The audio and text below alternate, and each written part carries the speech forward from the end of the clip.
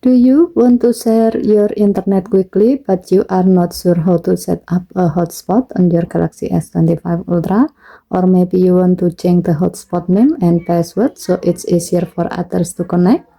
In this video, I will show you the simplest way to turn on mobile hotspot and customize it so other devices can find it under their Wi-Fi list and connect safely. To do so, go to Setting. Swipe down from the top right corner of the screen to open up the quick settings panel, and then tap setting icon, tap connection, tap mobile hotspot and tethering. Here, turn on mobile hotspot. Next, let's customize it. Tap mobile hotspot again, tap network name to rename your hotspot. Then tap the password field to change the hotspot password. Enter a secure one.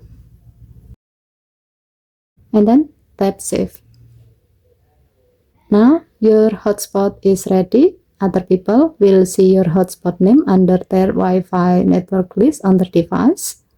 And they just need to enter your password to connect. And that's it. Now you know how to turn on mobile hotspot and personalize the name and password on your Galaxy S25 Ultra. It's simple, fast, and perfect for sharing your internet anytime.